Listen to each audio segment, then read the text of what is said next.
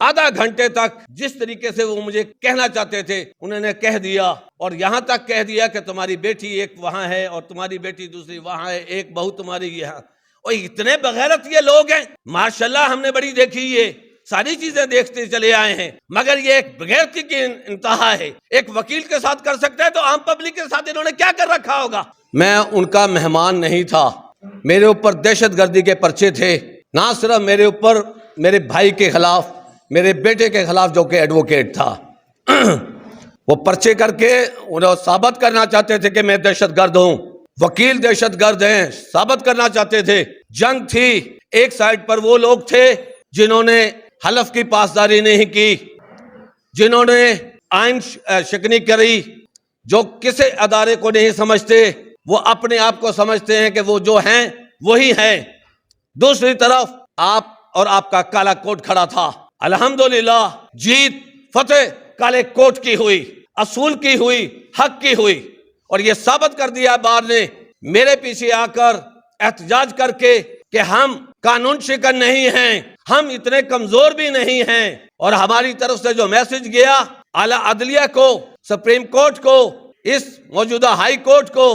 دیگر کورٹس کو، کہ تم لوگ آج بیٹھے ہوئے ہو، تمہارے پیچھے ہم لوگ ہیں، اور اگر ہمیں انصاف نہیں مل سکتا تو پھر تم لوگ بھی یہاں نہیں بیٹھ سکو گے۔ ان کی کمزوریاں ہیں، ان کی فائلیں بنی ہوئی ہیں۔ مجھے رات کے 2 بجے اٹھا کے جیل میں سامنے لے کر آ کے سپرنٹینڈنٹ وغیرہ دور کھڑے تھے، مجھ سے کہا گیا، دو جو نامعلوم ہیں، مجھے اس کے ویسے نام نہیں یاد آتا اور نہ میں نے ان کو کبھی دیکھا تھا، مجھ سے کہا گیا اس سازش میں کہاں تھے 9 مئی کو؟ میں نے کہا جی نہیں، سانے میں کہاں تھے 9 مئی سہنے میں؟ میں نے کہا جی وہ تو عمران خان کے خلاف ایک سازش تھی، ایک جمہوری حکومت کے خلاف سازش تھی، اور پی ٹی آئی کے خلاف سازش تھی۔ میں اس وقت اسلام آباد چیف جسٹس کی کورٹ میں موجود تھا۔ ستم ظریفی دیکھیں، مجھے 9 مئی کے وقوعے میں ڈالا گیا، اور 9 مئی وقوعے والے دن میں اسلام آباد چیف جسٹس کی کورٹ میں تھا، حاضری شیٹ میں میری موجودگی تھی، میرا سارا دن رات 10 بجے تک وہاں موجود تھا، اور مجھے یہاں کی انتظامیہ 5 انسپیکٹر اور ایس ایچ اوز وغیرہ شناخت پیریڈ پہ جیل میں مجھے شناخت کر رہے ہیں کہ یہ بیٹھا ہوا، یہ بیٹھا ہوا،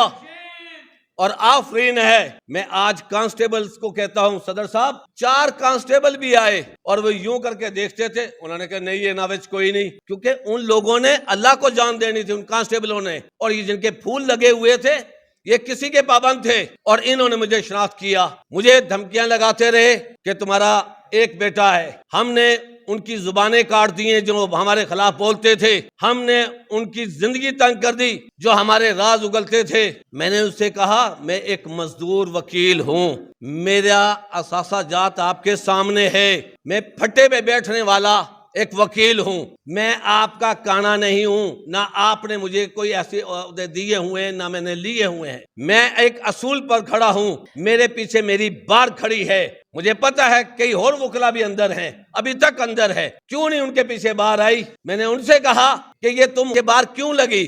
میں ایک مزدور پروفیشنل وکیل ہوں، حق کی بات کرتا ہوں، قانون پر چلتا ہوں، قانون پر چلتے ہوئے انہوں نے مجھے اٹھایا، مجھے روکنے کی کوشش کی، میرا جو قانونی جو رائٹس تھا وہ میرے سے چھیننا چاہتے تھے۔ آدھا گھنٹے تک جس طریقے سے وہ مجھے کہنا چاہتے تھے انہوں نے کہہ دیا، اور یہاں تک کہہ دیا کہ تمہاری بیٹی ایک وہاں ہے اور تمہاری بیٹی دوسری وہاں ہے، ایک بہو تمہاری یہاں۔ اور اتنے بغیرت یہ لوگ ہیں، ماشاءاللہ ہم نے بڑی دیکھی، یہ ساری چیزیں دیکھتے چلے آئے ہیں، مگر یہ ایک بغیرتی کی انتہا ہے۔ ایک وکیل کے ساتھ کر سکتا ہے تو عام پبلک کے ساتھ انہوں نے کیا کر رکھا ہوگا؟ میں نے میسج دے دیا الحمدللہ ان کو کہ وکیل تمہارے سامنے کھڑا ہے، انشاءاللہ ڈٹا ہوں، ڈٹ کے رہا ہوں اور ڈٹ کے رہوں گا، جس چیز پر تھا آج بھی قائم ہوں، قائم رہوں گا انشاءاللہ تعالی، کیونکہ میں ایک وکیل ہوں، مجھے یہ کالا کوٹ پہنایا ہے۔ بار کو میں نے کہہ دیا تھا جب ہتھکڑیوں میں جکڑا ہوا آتا تھا، خدا کے لیے بلیک میل نہیں ہونا، مار دیں گے تو کوئی فرق نہیں پڑتا۔ ہم نے تحریکوں میں کتنے وکیلوں نے شہادتیں نوش کی ہیں، اگر میری اور میرے کنبے کی بھی جاتی ہے تو پرواہ نہیں، اصولوں پہ سمجھوتا نہیں کیا جائے گا۔ میں تو وہاں کبھی روتا ہوا نہیں آیا، چاہے تشدد ہوا، جب باہر میں آیا وکیلوں کو دیکھی تو میں نے دلیرانہ انداز میں بات کی، کیونکہ ہمیں ہمارا کالا کوٹ، یہ پروفیشنل جن سے ہم دوسروں کا انصاف دلاتے ہیں، اگر ہم ہی بزدل ہو گے